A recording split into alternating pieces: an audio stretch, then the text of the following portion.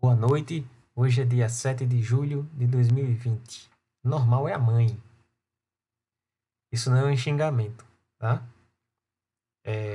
Isso é para dizer que a curva normal, a distribuição normal, dá origem às filhas. Então, a pergunta que fica é: quem são as filhas? Bom, vamos descobrir. Vou falar de três. A parte 1, que é esse vídeo, a gente vai falar da distribuição Q quadrado. Na parte 2, a distribuição T.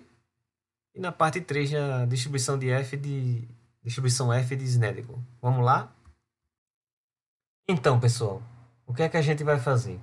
A gente vai imaginar uma população que segue uma distribuição normal.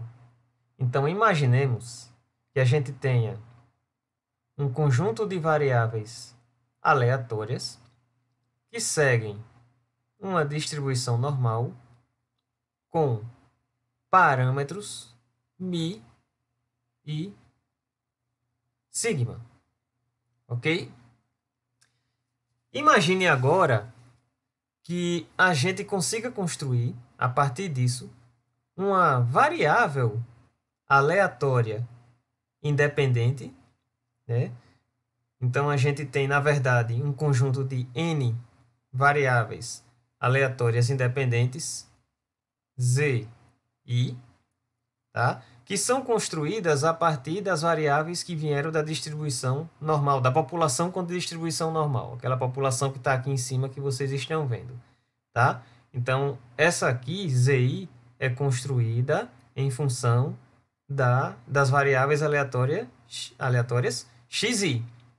Então, vamos lá. Imagine que eu faço isso aqui, ó. Xi menos a média dividido pelo desvio padrão dessa população.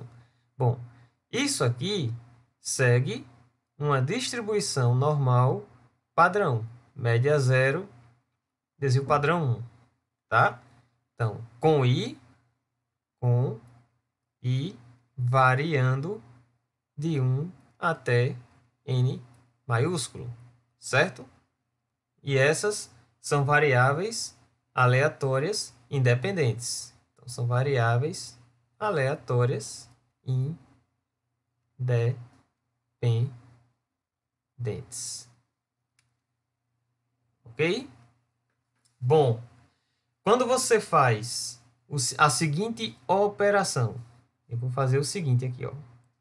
Eu vou aqui para cima e vou fazer o seguinte, ó.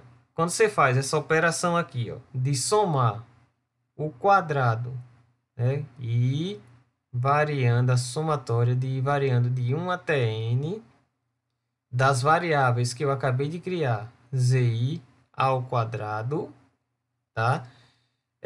A estatística matemática nos diz que essa variável assim criada segue uma distribuição chamada Q quadrado, a letra Q elevado ao quadrado, com desculpa, quase que eu falo errado, graus de liberdade. Isso aqui é o número, é o chamado número de graus de liberdade. Certo? A gente acaba falando graus de liberdade, mas de forma mais simplificada, tá? Essa distribuição é um caso especial da distribuição gama também, com o parâmetro de forma ni sobre 2, né? Então, o parâmetro de forma ni sobre 2 e o parâmetro de escala igual a 2. Mas não vem ao caso aqui, isso agora, tá? Bom, vamos continuar a brincadeira. Então, a gente criou uma variável, que é um somatório das variáveis zi ao quadrado. Agora, vamos modificar um pouquinho. Ó, de novo, sempre temos que ter em mãos, né? Ou em mente, desculpa. Sempre temos que ter em mente o seguinte. Isso tudo vem, essas variáveis xi vieram desta população, tá? Essas variáveis aqui vieram dessa população.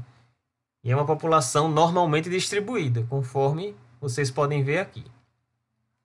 Agora imagine né, que você tenha em mãos uma amostra, né? Então, eu vou fazer assim, que xi agora, vou até fazer uma coisinha aqui, ó, fazer uma separação, tá? xi, você tem uma amostra de x com xi, os xi elementos, né, da amostra, xi elementos de uma amostra aleatória simples da população normal. Então, da população, na verdade, a gente tem que falar assim, ó, normalmente distribuída. Então, são x elementos de uma amostra aleatória simples da população normalmente distribuída. Essa amostra, ela possui uma média x barra, tá? Eu posso definir, né? Eu posso definir uma variável zi novamente, mudando um pouquinho em relação ao que eu tinha feito antes. Se eu definir dessa forma aqui, ó, tá? Cada valor de xi menos a média dividido por sigma, né? E se eu fizer, ó, o xi veio da população normal, por isso que a gente está dizendo que a normal é a mãe, né? Se eu fizer o somatório, de novo, com i variando de 1 até n, tá? Desses valores aí, elevados ao quadrado, desses valores que eu digo, dos valores zi, né? Elevado ao quadrado, mostra-se que a distribuição vinda dessa operação segue uma distribuição que quadrado com graus de liberdade n menos 1, tá? Então, n é o tamanho da amostra, tá? N é o tamanho da amostra. N é o tamanho da amostra. Certo? Deixa eu ajeitar aqui bonitinho. N é o tamanho da amostra. Então, essa variável aí segue um aqui quadrado, uma distribuição aqui quadrado com n menos 1 graus de liberdade. Tá? Agora, o interessante é que a gente sabe que o somatório, eu vou até mudar de cor aqui, ó, tá? Deixa eu ver, deixa eu colocar uma cor aqui um pouquinho diferente, já usei aquela, vou usar essa aqui. Vamos ver se deu certo aqui. O somatório, aí eu vou separar aqui um pouquinho, ó. Organizar esse negócio aqui, né? Eu sei que o somatório de i igual a 1 ao tamanho da amostra de zi ao quadrado, é a mesma coisa, ó, de eu escrever que é o somatório n, e variando de 1 até n, né? De xi, repare se você não concorda comigo, menos x barra ao quadrado, isso dividido por sigma 2, ok? Agora, lembre de uma coisa.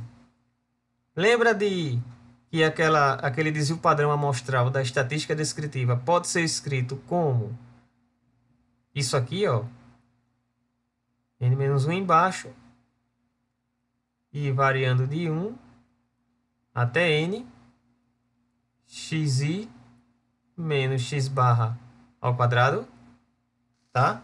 Então, esse termo somatório é o que está ali em cima.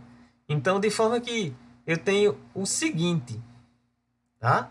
Eu tenho o seguinte, S2, fazendo a operação aqui, ó, passando esse n-1 para cá, tá? S2 multiplicado por n-1 dividido por sigma 2 segue uma distribuição Q quadrado com número de graus de liberdade n menos 1. O número de graus de liberdade aqui se diz que é n menos 1 porque eu, vamos dizer assim, perdi uma liberdade. Perdi porque eu gastei um elemento da amostra, vamos raciocinar assim, para estimar a média populacional pela média amostral x barra. A média populacional, eu não é aquela coisa, para eu estimar esse cara aqui, eu preciso ter esse, mas eu não tenho. O que eu tenho é uma estimativa dele vindo da amostra, tá? Então, lembrem, aqui, vamos recapitular, tá? Eu peguei uma amostra de tamanho n. Essa amostra, tamanho n, significa que eu tenho n elementos xi. Construí uma variável zi, que é cada xi, cada zi é cada xi menos a média dividido pelo desvio padrão. Tá? Aí a estatística diz que isso aqui é verdade, isso segue uma distribuição Q quadrado com n menos 1 graus de liberdade, e ao mesmo tempo a gente consegue deduzir aquele resultado ali de baixo, que é a variável S2, n menos 1 dividido por sigma 2, segue uma distribuição Q quadrado com n menos 1. Deixa eu destacar aqui, tá? Isso aqui é uma descoberta importantíssima. Então, se eu tenho uma distribuição, uma população que segue uma distribuição normal, eu consigo dar origem à primeira filha, vamos dizer assim, que é a distribuição Q quadrado, tá? Tá aqui, né? Pronto, ó. A primeira filha, como tá aqui, ó. Primeira filha, né? Já que eu comecei esse vídeo com essa história de filha. E a gente descobriu que essa distribuição Q quadrado consegue estabelecer uma relação entre o desvio padrão vindo da amostra, porque a partir de uma amostra, né, a amostra N, eu consigo, olha só, eu vou voltar lá para a nossa população. Essa amostra N eu consigo calcular umas coisas a partir dela, como a média e o S. Tá? A média aritmética simples e o desvio padrão. Eu consigo. Tá?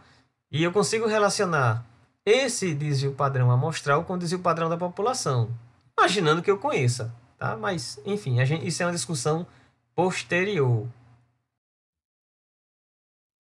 Certo? Num segundo vídeo, a gente vai ver outra distribuição. Aqui é a distribuição Q quadrado. E em outro vídeo, a gente vai ver a distribuição T. E num terceiro vídeo, a distribuição F. Tá? A distribuição Q quadrado, só para terminar, ela é uma distribuição assimétrica. Tá? Então, ela tem uma cara assim, mais ou menos. Ó. Ela é sempre positiva e é assimétrica, certo? Agora, essas distribuições todas tendem para a curva normal, né? Quando o tamanho da amostra aumenta, certo? Então, enfim, eu sempre digo que elas querem ser a mãe quando crescem, né? Quando tendem a crescer, né? Aumentar de tamanho, tá certo? Então, esse é o fim da parte 1. A próxima distribuição é a distribuição T de Student.